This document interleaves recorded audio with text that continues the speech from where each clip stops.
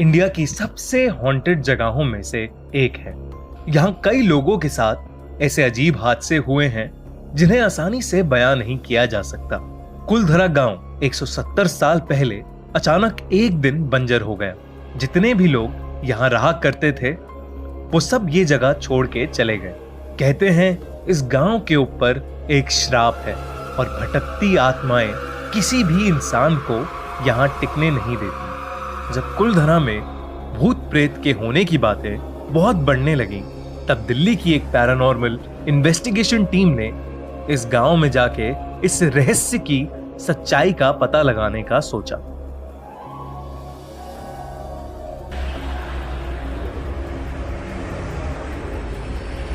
दो 2011 में 4 paranormal experts की टीम दोपहर के समय कुलधरा पहुंची और उन्होंने अपनी इन्वेस्टिगेशन शुरू करी। शुरू में उन्हें किसी पैरानॉर्मल एक्टिविटी या एनर्जी का कोई साइन नहीं मिला। उनका स्पेशल मीटर जो आसपास की शक्तियों और इलेक्ट्रोमैग्नेटिक फील्ड्स को आइडेंटिफाई कर लेता है उसने भी कोई सिग्नल नहीं पकड़ा। पर जैसे जैसे शाम होने लगी उन्हें कुलधरा के माहौल में भारीपन महसूस होने लगा।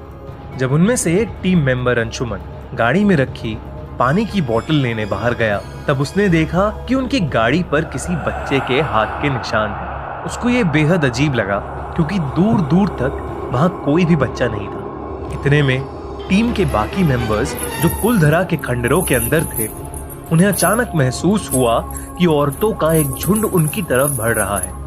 उन्होंने जैसे ही अपना पैरानॉर्मल मीटर ऑन किया वैसे ही उस मीटर ने एक अजीब सी फ्रीक्वेंसी पकड़ना शुरू कर दिया जो उन औरतों के बढ़ते कदमों की आवाज के साथ और तेज हो गए। बाहर गाड़ी से पानी की बोतल निकाल रहा अंशुमन गाड़ी के शीशे को देखकर एकदम डर गया। शीशे से उसे दिखा कि एक बहुत ही बूढ़ा सा आदमी वहां खड़ा उसे घूर रहा है। पर जब उसने गाड़ी के बाहर देखा तो वो बूढ़ा आदमी गायब था और तभी उसे कुलधरा के खंडरों से अपने दोस्तों के चीखने की आवाज सुनाई दी। वो भागा भागा अंदर गया तो उसने देखा कि उसके दोस्त सही सलामत एक कुएं के पास खड़े हुए हैं। ठंड बहुत ज्यादा बढ़ गई थी और उनका मीटर ये संकेत दे रहा था कि कुएं के अंदर किसी आत्मा का वास है। जैसे ही उन्होंने कुएं के अंदर टॉर्च मारी वहां से एक चमगादड़ों का एक झुंड निकला जिससे वो सब बहुत डर गए।